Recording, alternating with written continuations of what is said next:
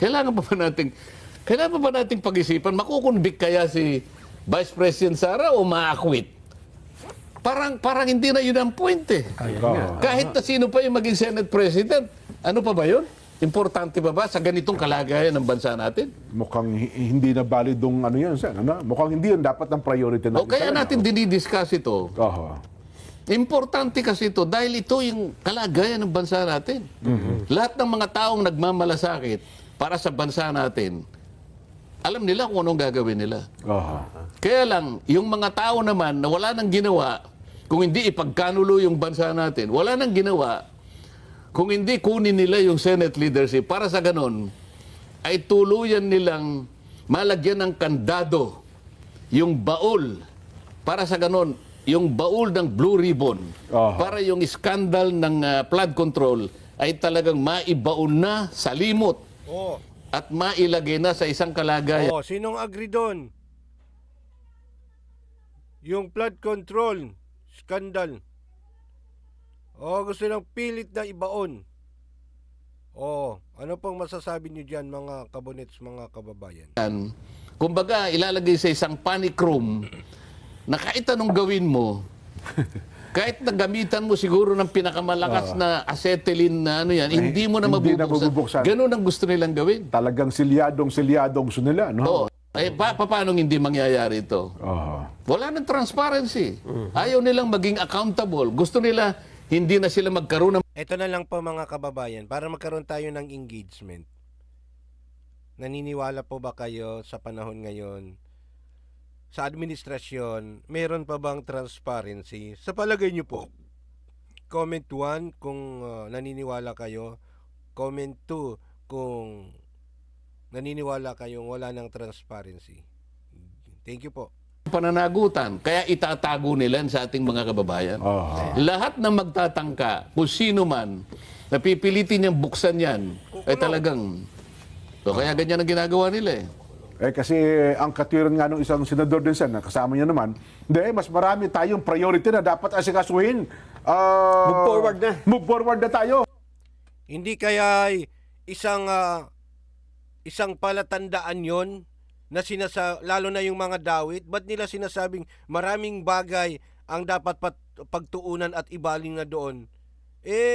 Ibig niyang sabihin, hayaan mo muna yung flood control kasi alam nilang maraming dawit doon. Ayaw lang nilang mapag-usapan kung sino yung mga dawit at kasama sa mga maleta, di ba?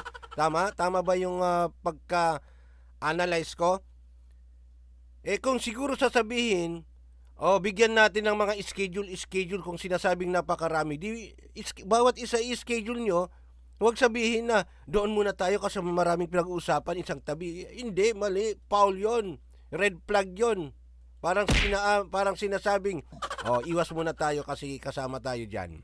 Yan yung po yung aking munting opinion lang po. Di ba? Dapat lahat na lang i-schedule. Pero mag-move on sila. Bago sila mag-move on, kailangan ibaon muna nila yung flood control scandal. Kung talagang ang inyong kagustuhan ay pagsilbihan ng mamamayan na talagang nadisgrasya, pinagsamantalahan sila, pera po nila ito, para sa kanila ito. Ito naman ang dahilan kung bakit kayo nandyan, para paglingkuran sila. Ninakawan nyo pa sila. Ito ang ayaw nyong pagtuunan ng pansin. Anong mas mahalagang bagay ang iniisip nyo magagawa nyo pa para sa kanila? Samantalang ito hinihintay nila. Bakit ayaw ninyo? Malinaw naman ang dahilan dyan kung ba't ayaw nila. Kasi sila yung makikilala. Sila yung mananagot. Alam na po. Ayan po yung basehan natin. Yung sinabi ni Senator Marcoleta, kapag nagpursigi daw po ang Blue Ribbon Committee na tuntunin kung sino yung mga mastermind, ay makikilala kung sino-sino yung mga nakaupo dyan sa Senado at sa Malacanang at kung saan mang posisyon. Agree po ba kayo sa sinasabi ni Senator Marcoleta?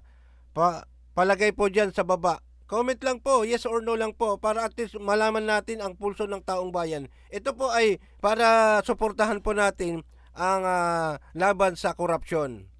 Lalo na doon sa mga opisyal natin na gumagawa ng lumalaban para sa bayan. Nila kung sino-sino kayo eh. Panahon na lang po hinihintay eh. Tukoy na naman nila yan eh. Opo. Oo, panahon na lang. Aha. So, ginawa nila ito para masiguro lang nila na wala nang uungkat ng bagay na ito kahit sino. Aha. Ayan yan. Na kung ano man ang mangyari. Ikukulong kita, kanya. Oho. Subok-subukan mo nga na yan, ikukulong kita. Oh. O, saan naman nung isa? Sige, kulong nyo. Bueno. Di ba? Oho, oho. Ay, nako. Anyway, Sen, higop muna tayo ng mainit na kape. Saglit lamang po, ha? Magbabalik pa po ang saganang mamamayan. Oh, ayan. Ayan po, no? So, ano po yung masasabi nyo dito? Actually, tapos na po itong programang ito. Ang gusto ko lang pong marinig sa inyo, yung komento, kung naniniwala pa ba kayo na mayroon bang transparency dito. Teka, balikan ko lang. Big kaya si Vice President Sara o maakwit? Parang hindi na yun ang point eh. Kahit na sino pa yung maging Senate President, ano pa ba yun? Importante ba sa ganitong kalagayan ng bansa natin? Mukhang hindi na validong ano yan, Sen. Ano? Mukhang hindi yan dapat ang priority natin. O kaya natin dinidiscuss Yung ibaon, ito. gusto nilang ibaon. Importante kasi ito dahil ito yung kalagayan ng bansa natin. Lahat ng mga taong nagmamalasakit para sa bansa natin, alam nila kung anong gagawin nila. Aha. Kaya lang, yung mga tao naman na wala nang ginawa, kung hindi ipagkanulo yung bansa natin, wala nang ginawa, kung hindi kunin nila yung Senate leadership, para sa ganon, ay tuluyan nilang malagyan ng kandado yung baul. Ayan po yan, ayan po yung Para sa ganon, yung baul ng Blue Ribbon, para yung skandal ng flood control ay talagang maibaon na sa limot at mailagay na sa isang kalagayan. Kumbaga, ilalagay sa isang panic room na kahit anong gawin mo, kahit na gamitan mo siguro ng pinakamalakas na acetylene na ano yan, hindi mo na hindi na mabubuksan. mabubuksan. Ganun ang gusto nilang gawin. Talagang silyadong gusto nila, no? Paano hindi mangyayari ito? Aha. Wala nang transparency. Ayaw nilang maging accountable. Gusto nila hindi na sila magkaroon ng pananagutan. Kaya itatago nila sa ating mga kababayan. Lahat ng magtatangka, kung sino man, napipilitin niyang buksan yan, ay talagang... So, kaya ganyan ang ginagawa nila eh.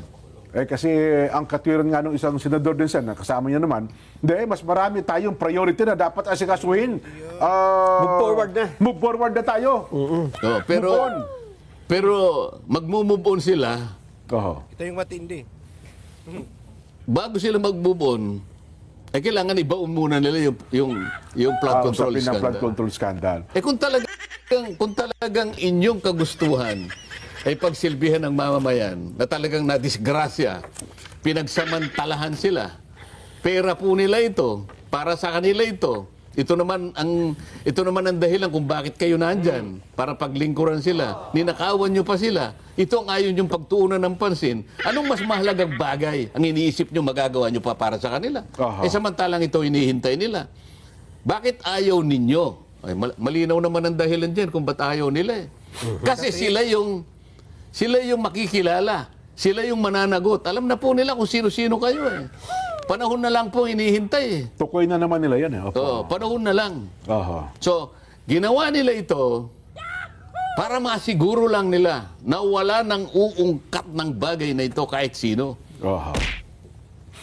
Ayan yan. Na kung ano man ang mangyari, Ayan. Actually, dito natin puputulin at mag-iiwan ako ng isang magandang tanong para sa mga manonood ng replay.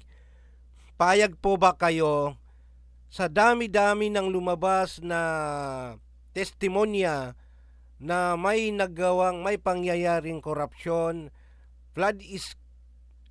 flood control scandal na bilyon-bilyon yung salapi na nanakaw sa kaban ng bayan?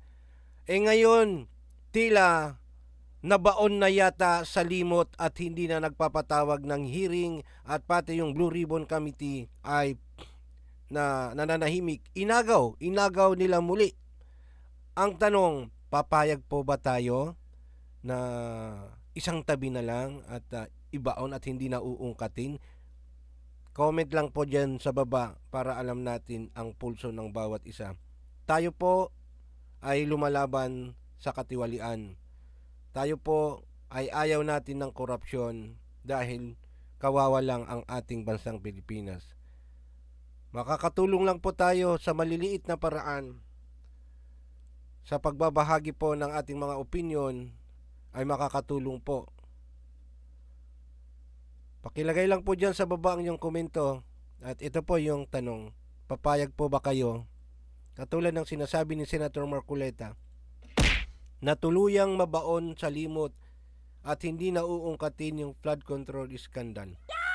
Para sa akin opinion, kailangan nilang tuntunin para malaman at hindi mapamarisan ng susunod pang mga mauupong opisyal na bawat kilos na katiwalian ay may pananagutan.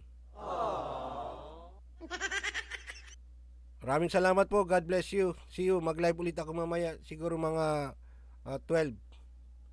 Live tayo about doon sa... Okay? Sige.